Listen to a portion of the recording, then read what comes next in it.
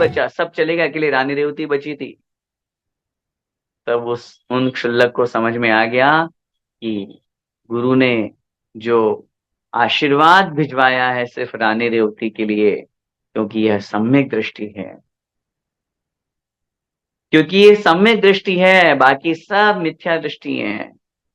सब ने श्रद्धान खो दिया, सच्चा श्रद्धान खो दिया। आगे लिख रहे हैं क्षुल्लक जी ने, और आगे परीक्षा करने के लिए एक ऐसा रूप बनाया जिनके शरीर में बीमारी से शरीर क्षीण हो गया था। रानी रेवती के घर के समीपवर्ती मार्ग में वह मायामयी मूर्छा से गिर गया। क्या किया उन्होंने? क्षुल्लक जी का रूप बनाया, और उसमें भी उन्होंने ऐसा रूप बनाया कि शरीर बहुत ज्यादा बीमारी से कमजोर हो गया है। और चलते चलते अचानक से रानी रेवती, जहां उनका महल था, निवास स्थान था, वही उस मार्ग में वो मायामयी मूर्छा, क्योंकि ऐसा तो था नहीं ना, लेकिन उन्होंने मायाचारी से, मतलब मायाचारी का मतलब मायामयी, सॉरी क्षमा चाहता हूँ, मायाचारी वर्ड यूज नहीं करना। मायामयी मतलब अपनी विद्या के प्रभाव से, अपने उस प्रभाव से उन्होंने मूर्छा माने बेहोश होकर के वो गिर गए। रानी रेवती ने जब यह समाचार सुना, तब उन्होंने तब वह भक्ति पूर्वक उनको उठा करके ले गई, उनका उपचार किया, और पथ्य अर्थात उपचार कराने के लिए उद्यत हुई। सेवक थे, उन सेवकों को निवेदन किया, और साथ में वो खुद गई उनको लेने के लिए, उनका उपचार किया। उस क्षुल्लक ने आहार करने के बाद दुर्गंध से युक्त वमन भी कर दिया, क्योंकि वो तो सब मायावी रचना चल रही थी। उन्होंने आहार कराया, आहार कराने के बाद में जानबूझ करके वमन कर दिया। रानी ने वमन को दूर करके कहा, हाय, मैंने प्रकृति के विरुद्ध अपथ्य आहार दे दिया। अब इस स्थिति में भी रानी अपनी ही गलती मान रही है। कोई सामने वाला वमन कर दे, वोमिट कर दे, तो हमें तो उसके ऊपर गुस्सा आएगा। हम्म।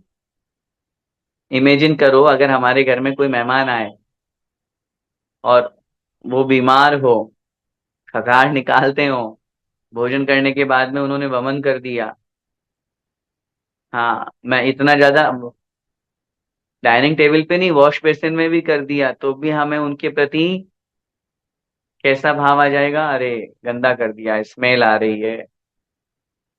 क्षुल्लक महाराज ने वमन कर दिया, रानी ने अपने हाथों से उस वमन को साफ किया। अपने आप को वो दोष दे रही है, कह रही है मेरे से गलती हो गई, मैंने कैसे इनकी प्रकृति के विरुद्ध आहार दे दिया। जो आहार, जो भोजन इनको पच नहीं रहा था, पचने योग्य नहीं था, वो मैंने दे दिया, जबकि गलती नहीं थी। बहुत सोच समझ करके अनुकूल आहार दिया, लेकिन ये तो सब मायावी रचना चल रही है ना, ये तो सब परीक्षा चल रही है इस उद्देश्य के साथ में। तो उन्होंने फिर भी, उसके बावजूद भी अपने आप को ही उन्होंने दोषी ठहराया। रानी रेवती के उक्त वचन सुनकर शुल्लक ने अपनी माया को संकोच कर हर्ष के साथ उसके लिए गुप्ताचार्य का आशीर्वाद कहा, और लोगों के बीच उसकी अमूढ़ दृष्टिता की बहुत प्रशंसा की। शुल्लक जी का मन भर गया। उन्होंने देखा, वास्तव में इस रानी रेवती के अंदर धर्म के प्रति कितना दृढ़ श्रद्धा है। जिन धर्म के प्रति, देव शास्त्र गुरु के प्रति इसकी जो अगाध श्रद्धा है, ऐसी श्रद्धा, ऐसा विश्वास वास्तव में कहीं देखने को नहीं मिलता। उन्होंने अपना असली रूप बनाया, असली रूप बना करके, और ने जो आचार्य गुप्ताचार्य स्वामी का जो आशीर्वाद रानी रेवती के लिए कहा गया था, वो उनको कहा, और न केवल आशीर्वाद कहा, बल्कि लोगों को बताया, ये जो रचनाएं हुई हैं, चाहे नारायण विष्णु की हुई हो, चाहे शिव की हुई हो, चाहे ब्रह्मा किया, समोक्षण भी जो बनाया है, ये सब मैंने ही बनाया, मैंने ही परीक्षा लेने के लिए बनाया था, और मैंने ही ये सब काम किया। लेकिन इन सब में सब तो फेल हो गए, लेकिन रानी रेवती पास हो गई। रानी रेवती उत्तीर्णता को प्राप्त हुई है, और न केवल उत्तीर्ण, बल्कि 100 में से 100 अंक उसको प्राप्त हुए हैं। निश्चित रूप से उसने अपने सम्यक दर्शन के साथ में अपने आत्मबल और आत्म श्रद्धा, जो सम्यक दर्शन के 8 अंगों के साथ में आत्म कल्याण के लिए जो निमित्त भूत है, ऐसे उस निकांक्षित निर्विचिकित्सा निशंकित आदि अंगों के साथ साथ जो मुख्य अंग है अमूढ़ दृष्टि, जिसमें रानी रेवती का नाम प्राप्त होता है। अमूढ़ दृष्टि का मतलब होता है, दृष्टि माने श्रद्धान, और अमूढ़ का मतलब मूढ़ता से रहित, मूर्खता से रहित, अज्ञानता से रहित, अर्थात सच्चा श्रद्धान करना, सच्चा विश्वास करना, वही कार्य उन्होंने किया।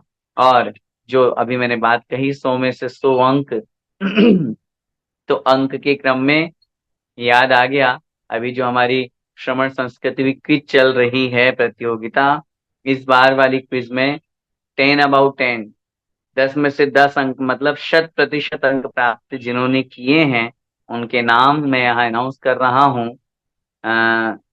श्रीमती जयश्री जी जैन दुबई, अर्चना जी जय जैन सेठ। दुबई, जय सेठ भैया जी, रिया जी जय सेठ। जयश्री, नहीं, जय सेठ। जयश्री, जयेश जी हैं क्या? अर्चना जी जैन दुबई, रिया जी जैन गुवाहाटी, चंद्रगुप्त जी पाटिल गुवाहाटी दुबई से, और मधुमती राजेंद्र पाटिल मेरठ। इन्होंने 100% अंक हासिल करके इस क्विज में बहुत अच्छा स्थान बनाया है, और ये क्विज बहुत अच्छी चल रही है।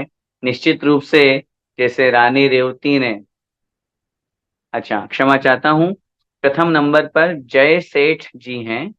आ, जय श्री के स्थान पर जय सेठ दुबई वाले, इनको अपन यहाँ पर नामांकन होना चाहिए। मेरे से पढ़ने में शायद थोड़ी गलती हो गई।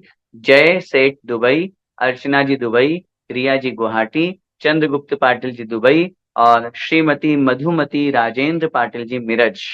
इन्होंने 10 में से 10 अंक प्राप्त करके और इस क्विज में प्रथम स्थान प्राप्त किया है।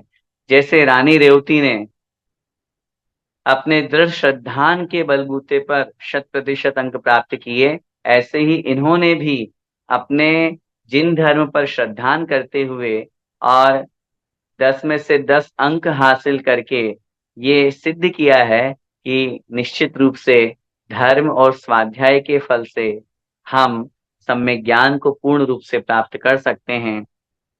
रानी रेवती जब अमूढ़ दृष्टि अंग की उसकी बहुत प्रशंसा हुई, यह सब करके शुल्लक अपने स्थान पर चले गए।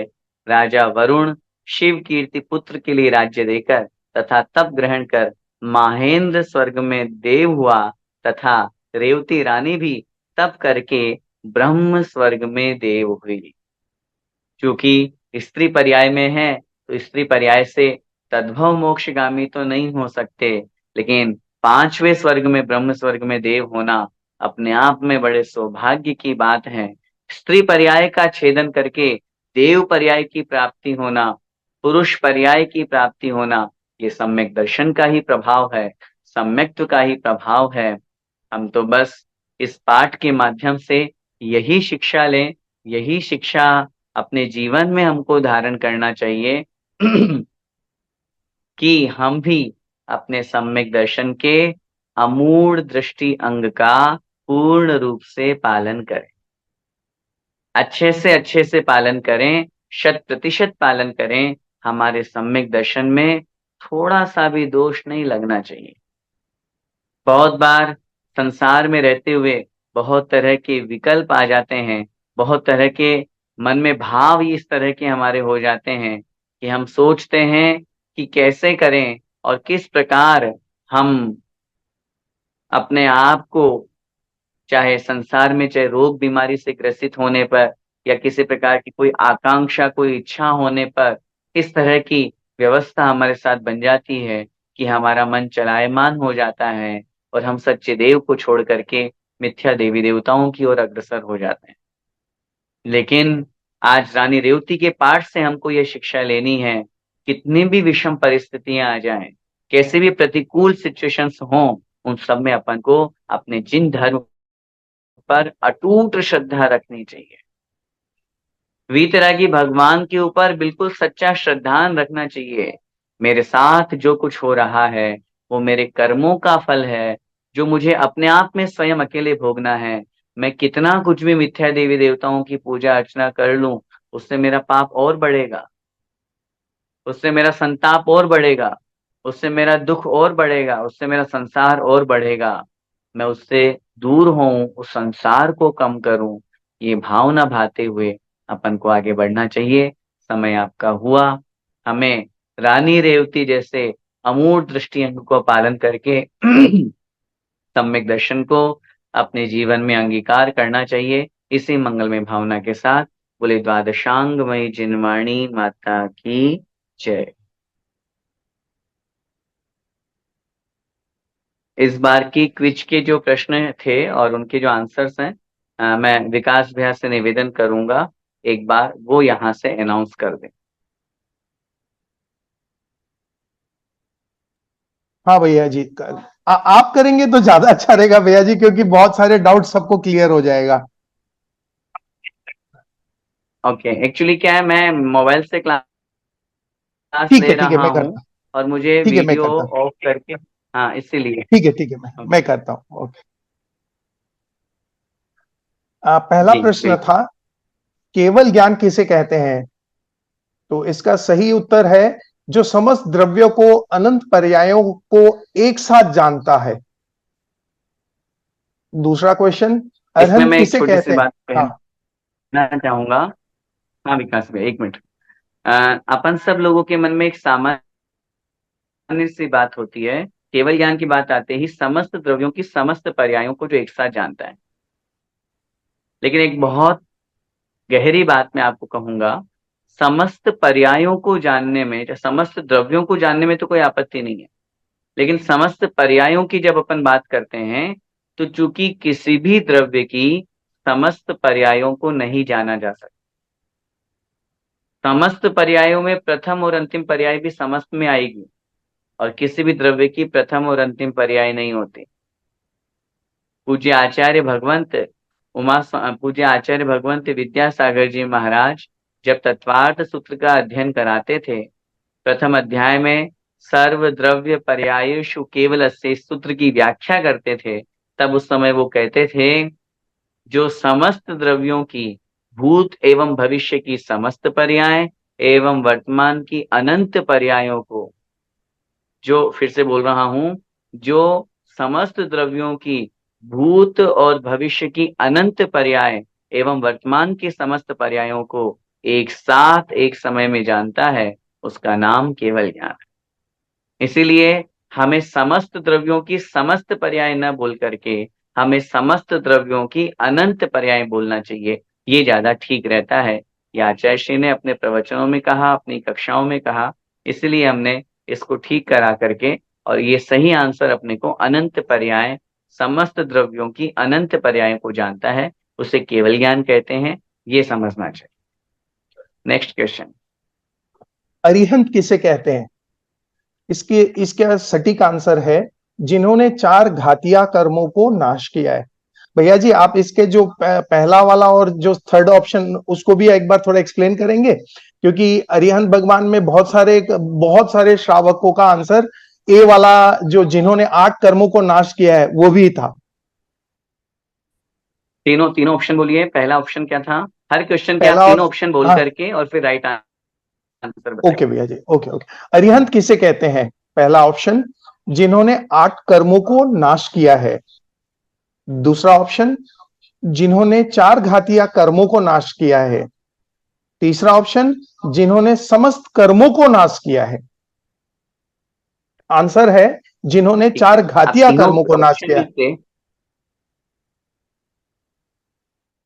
हाँ बिल्कुल, भैया जी। क्योंकि अरिहंत अवस्था की हम बात कर रहे हैं, और अरिहंत अवस्था चार घातीय कर्मों के नाश से प्रकट होती है।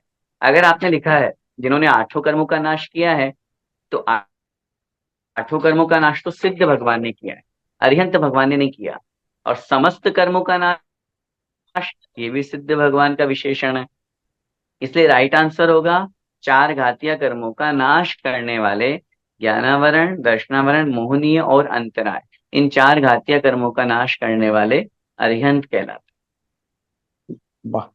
द्रव्य, क्वेश्चन नंबर 3, नेक्स्ट। द्रव्य किसे कहते हैं? पहला ऑप्शन, जो स्थूल रूप में दिखाई देता है। दूसरा ऑप्शन, जिसका हर समय पर्याय बदलती रहती है। थर्ड ऑप्शन, जिसमें उत्पाद, व्यय और द्रव्य तीन गुण घटित होते रहते हैं। इसका सटीक आंसर है थर्ड ऑप्शन, जिसमें उत्पाद। हाँ भैया जी,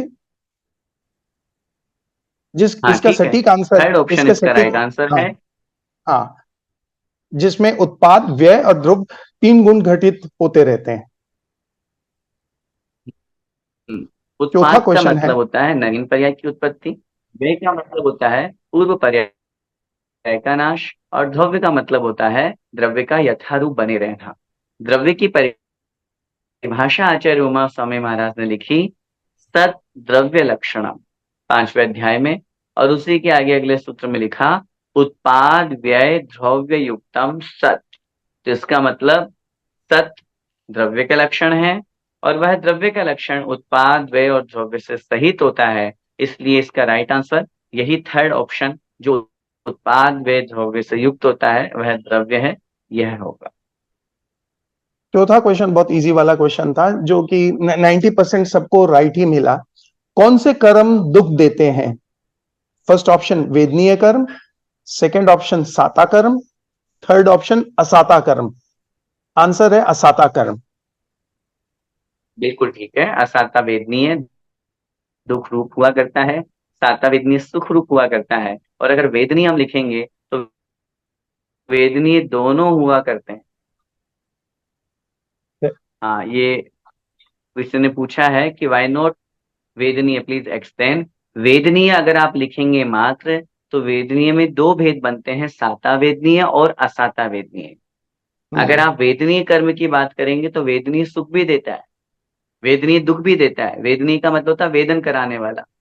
तो इसलिए अपने को वहां पर अ, असाता वेदनीय, क्योंकि दुख वाला प्रश्न पूछा है, तो असाता वेदनीय दुख देने वाला।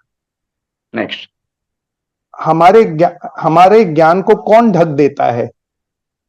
फर्स्ट ऑप्शन ज्ञानावर्णीय, बी ऑप्शन मिथ्यात्व, सी ऑप्शन मोहनीय कर्म। राइट आंसर है ज्ञानावर्णीय कर्म। बिल्कुल ठीक, ज्ञान को ढकने की बात चल रही है, इसलिए ज्ञान को ढकने वाला कर्म है ज्ञानावरण। नेक्स्ट। क्वेश्चन नंबर 6, कर्म की कितनी प्रकृतियां होती है? First option 145, second option 148, third option 146। Right answer is 148। बिल्कुल ठीक है, क्योंकि ज्ञानावरण की 5, दर्शनावरण की 9, मोहनी की 28, वेदनीय की 2, आयु कर्म की 4, नाम कर्म की 93, गोत्र कर्म की 2, और अंतराय कर्म की 5। इन सबको हम टोटल करेंगे तो संख्या आएगी 148। इसलिए पूरे आठों कर्मों की उत्तर प्रकृतियां या उत्तर भेद होते हैं 148। नेक्स्ट। क्वेश्चन नंबर 7, तीर्थंकर प्रकृति के लिए कौन सा सहनन जरूरी होता है? पहला ऑप्शन नाराज सहनन, सेकंड ऑप्शन व्रज ऋषभ नाराज सहनन, थर्ड ऑप्शन कोई भी एक। आंसर है व्रज ऋषभ नाराज सहनन। बिल्कुल ठीक है, तीर्थंकर बनने वाले जो हुआ करते हैं तद्व मोक्षगामी जीव, वज्र शम नाराज सहनन के बिना मोक्ष नहीं होता है, तीर्थंकर नहीं बनते हैं। इसलिए वज्र विषम नाराज सहनन, जिनके शरीर में हड्डियों को आपस में जोड़ने वाली जो कीले हैं वो, हड्डियों के ऊपर जो मांस आदि का वेष्टन है वो, ये तीनों चीज जो वज्र के समान मजबूत हुआ करती है, वह कहलाता है वज्र विषम नाराज सहनन। Question number 8, next. सबसे ज्यादा मिस्टेक्स भैया जी 9 में से 10 मिलने, मतलब ऑलमोस्ट करीब 20 प्लस प्लस पब्लिक थी जो कि इस क्वेश्चन में रॉन्ग हो गए, इसके कारण उनको 9 आउट ऑफ 10 मिला। ये क्वेश्चन है, कौन से गुण स्थान ओके। में केवल ज्ञान होता है? First option 12 13, second option 13-14, third option 14। Right answer है 13-14। भैया जी ये वाला भी थोड़ा सा आप बताइए। बिल्कुल ठीक है। एक्सप्लेनेशन ऐसे समझना चाहिए, जब अपन केवल ज्ञान की बात करते हैं तो 12वें गुणस्थान के अंतिम समय में ज्ञानावरण, दर्शनावरण और अंतराय, इन तीन कर्मों का नाश होता है और 13वें गुणस्थान में केवल ज्ञान प्रकट होता है। तो केवल ज्ञान गुणस्थान की बात करेंगे तो 13वें गुणस्थान में भी केवली है और 14वें गुणस्थान में भी केवली है। जब अपन 14वें गुणस्थान पे नाम लगाते हैं तब अपन बोलते हैं 13वें गुणस्थान का नाम सयोग केवली, 14वें गुणस्थान का नाम अयोग केवली। तो इसका मतलब केवल ज्ञान 13वें और 14वें गुणस्थान में होता है। 12वें और 13वें में संभव ही नहीं है कि 12वें गुणस्थान में तो भी ज्ञानावरण कर्म है, तो केवल ज्ञान कैसे होगा। और दूसरा ऑप्शन क्या था? 12-13, 13-14 और 14। हाँ, तो अकेला 14वां भी हम नहीं कर सकते क्योंकि 13वें गुणस्थान में भी केवल ज्ञान है। इसलिए राइट आंसर है 13, 14। राइट। क्वेश्चन नंबर 9, निम्न में से नेक्स्ट। कौन से मोक्ष के कारण है? पाप, सेकंड ऑप्शन पुण्य, थर्ड ऑप्शन इनमें से कोई नहीं। भैया जी ये वाला भी बताइए। नहीं, आप पहले राइट आंसर बताइए। इनमें से कोई नहीं राइट आंसर है। देखिए, जब अपन मोक्ष की बात कर रहे हैं तो मोक्ष पाप और पुण्य से मोक्ष नहीं होता है। पुण्य मोक्ष में कारण है लेकिन साक्षात कारण नहीं है, परंपरा से कारण। पुण्य से मोक्ष नहीं मिलता है। मोक्ष जाते समय पुण्य प्रकृतियों का भी नाश किया जाता है। अभी जिस तीर्थंकर प्रकृति की हम बात कर रहे थे, अभी जिस वज्रविषम नारा सहनन का हम बात कर रहे थे, ये सब पुण्य प्रकृतियां हैं, ये सब पुण्य के उदय से प्राप्त होती है। लेकिन ये कब तक? जब तक संसारी अवस्था, जब तक मोक्ष मार्ग में है, जब तक संसारी अवस्था में मोक्ष प्राप्ति के लिए प्रयास कर रहे हैं, पुरुषार्थ कर रहे हैं, तब तक उपयोगी है, तब तक कार्यकारी है। लेकिन इनसे मोक्ष नहीं होता, इनका भी नाश करके मोक्ष होता है। इसलिए इन सबसे रहित होकर के और फिर मोक्ष की प्राप्ति होती है। इसलिए अगर किन्हीं ने पुण्य लिखा है तो वो भी ठीक कर लें। Question number 10, last question. मोक्ष के साक्षात कारण कौन सा ध्यान है? फर्स्ट ऑप्शन धर्म ध्यान, सेकंड ऑप्शन रौद्र ध्यान, थर्ड ऑप्शन शुक्ल ध्यान। और सही आंसर है शुक्ल ध्यान। बिल्कुल ठीक। हम साक्षात कारण पूछ रहे हैं, वैसे तो धर्म ध्यान भी मोक्ष में कारण है। परे मोक्ष हेतु आचार्य उमा स्वामी महाराज ने तत्वार्थ सूत्र जी के 9वें अध्याय में सूत्र लिखा कि धर्म ध्यान और शुक्ल ध्यान ये दोनों मोक्ष का कारण है। लेकिन हमने उसके पहले एक विशेषण लगा दिया, साक्षात मोक्ष का कारण, जिससे सीधा मोक्ष हो रहा है। तो धर्म ध्यान से सीधा मोक्ष नहीं होता, धर्म ध्यान 10वें गुण स्थान तक है। 11वें, 12वें और 13वें और 14वें गुण स्थान में शुक्ल ध्यान है, और 14वें गुण स्थान में अंतिम शुक्ल ध्यान से फिर मोक्ष की यात्रा होती है, मोक्ष की प्राप्ति होती है। इसलिए साक्षात कारण शुक्ल ध्यान है, इसलिए इसका राइट आंसर शुक्ल ध्यान। भैया जी बहुत आपके पिछले पिछले क्लास में जब हमने सबसे रिक्वेस्ट किया कि आप इस पर्टिकुलर क्विज को वायरल करें तो सबका बहुत सहयोग मिला हमको, और उसके कारण से ये पूरा वायरल हो गया था पूरा इंडिया लेवल से। और आप गौर करे होंगे कि टॉप विनर्स में आसाम से भी है, मीरठ से भी है, पार्टिसिपेंट्स अक्रॉस द बिल्कुल। ग्लोब है। बट अब हम लोग का बस सबसे यही रिक्वेस्ट करेंगे कि ये सपोर्ट, आप लोग का सपोर्ट कंटिन्यूअस दे, और हमारा जो ऑब्जेक्टिव है कि धर्म लाभ सबको मिले इस माध्यम से, तो उनका एक्टिव पार्टिसिपेशन सहयोग मिलने से बिल्कुल ये होगा। तो ये कंटिन्यूअसली उनका सपोर्ट रहे। हम लोग सारे के सारे भैया जी, सारे के सारे एक महीना का प्राइज एक साथ देंगे। गुड गुड, बहुत अच्छा। और मैं पुनः निवेदन करूंगा इस क्विज के लिए, आप सभी लोगों से बहुत सुंदर स्वाध्याय की एक अपने व्यवस्था बनाई है कि अपन इन प्रश्नों को देख करके कुछ खोज करेंगे, कुछ देखेंगे, जिनवाणी को उठाएंगे, पाठ को पढ़ेंगे, लोगों से चर्चा करेंगे। अगर नहीं भी आ रहा है तो किसी से फोन पे पूछेंगे, तो अन्य की बातों की बजाय कम से कम धर्म चर्चा ही होगी। तो अच्छा, शुभोपयोग का ये साधन है।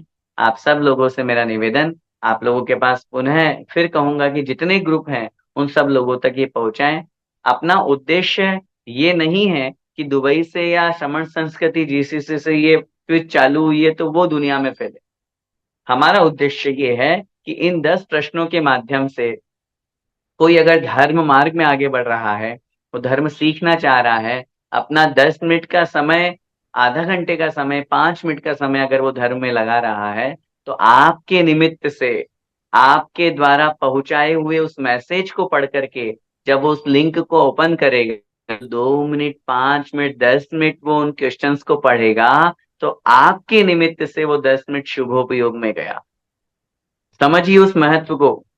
आपने वो मैसेज पहुंचाया, भले वो उसका रिप्लाई करे या नहीं करे, लेकिन एक बार लिंक खोल करके वो देखेगा तो सही क्या आया है। 1 मिनट भी वो फालतू के मैसेज पढ़ने की बजाय, फालतू के राग द्वेष की बातें पढ़ने की बजाय, फालतू के फोटो चित्र देखने की बजाय वो प्रश्न पढ़ेगा महावीर भगवान क्या थे, वो पढ़ेगा कौन सा कर्म क्या होता है, वो पढ़ेगा किस अंग में कौन प्रसिद्ध हुआ। 1 मिनट भी अगर उसने पढ़ा, आपके द्वारा पहुंचाए हुए मैसेज को अगर 100 लोगों ने भी पढ़ा और एक एक मिनट भी पढ़ा, तो सोचिए 100 मिनट का शुभोपयोग हो गया। कितनी बड़ी बात है ये। इसलिए सब लोगों को जितना हो सके उतना इसको आगे से आगे फैलाने का प्रयास करना है, ताकि अन्य लोग भी आपके निमित्त से इसमें जुड़ें, सहयोग करें, और बहुत अच्छा धर्म का अपने को अभ्यास करने का मौका मिल रहा है। अपन सबको आगे बढ़ना चाहिए। बहुत बहुत धन्यवाद भैया जी, आपको भी इस माध्यम से हम थैंक यू बोलना चाहेंगे। बहुत कम है थैंक यू, बहुत छोटा वर्ड है, बट आप वहां पे आगरा में अभी मंच पे बैठे हुए थे और क्लास के कारण आप मन से उतर के हमारा क्लास भी अटेंड आप करवाए। बहुत बहुत अनुमोदना भैया जी, बहुत बहुत अनुमोदना। आपके प्रेरणा के कारण हम लोग ये क्विज भी कर रहे हैं और भी इतने सारे आप हमको कंटिन्यूअसली एनकरेज करते हैं। बहुत बहुत अनुमोदना, बहुत बहुत अनुमोदना भैया जी, सबके तरफ से बहुत बहुत अनुमोदना। धन्यवाद। और धर्म प्रभावना, धर्म आराधना, धर्म जीवन में आए, यही भावना हमारी है, यही भावना हम सबकी होनी चाहिए। कार्यक्रम वहां 9:30 तक डिसाइडेड था, 5-10 मिनट थोड़ा ज्यादा हो गया, इसलिए हमने आपसे निवेदन किया था। आगे अब कंटिन्यू, आगे शिविर वगैरह भी, इसके पश्चात सूरत का शिविर है, फिर चिंतामणि का शिविर है। सब जगह धर्म प्रभावना के उद्देश्य से जाने का अवसर मिल रहा है। तो कहीं भी कैसी भी परिस्थितियां हो, अपनी ये क्लास जो आप सब लोगों की भावना है कि वीकली क्लास अपनी नहीं छूटे, वही हमारी भी भावना है। हमें भी अवसर मिलता है 1.5 घंटे 2 घंटे शुभोपयोग में, स्वाध्याय में, तो वही हमारी भावना है कि अपन सबकी कंटिन्यू रहे। बहुत अच्छे भाव आप सभी लोगों के हैं। क्विज में भी आप सब लोगों ने जो जुड़ करके काम करने का भाव किया है, प्रयास किया है, वो आगे ऐसे ही वृद्धिंगत हो। इसी मंगलमय भावना के साथ आइए जिनवाणी स्तुति करते। जा वाणी के ज्ञान ते सूझे लोकालोक, ओ वाणी मस्तक नमो हे जिन वाणी भारती, तो हे जपू दिन रेन, जो तेरा शरणा गहे, तो पावे सुख चैन। देव भजू अरिहंत को, गुरु सेवा निर्ग्रंथ, दया धर्म पालो सदा, यही मोक्ष का पंथ। नौवर्ण।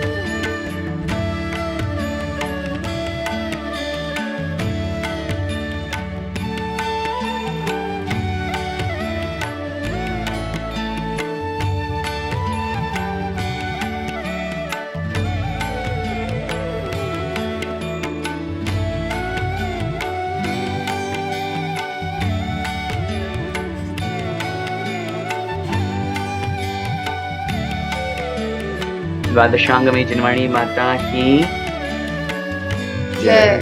संत शिरोमणि आचार्य भगवंत श्री विद्यासागर जी महामुनिराज की जय। अभिनवाचार्य श्री समय सागर जी महाराज की जय। परम पूज्य गुरुदेव निर्यापक श्रमण मुनि श्री सुधा सागर जी महाराज की जय। अढ़ाई द्वीपस्थ समस्त महामुनिराजों की जय। सभी को जय जिनेन्द्र। जय जिनेन्द्र। जय जिनेन्द्र।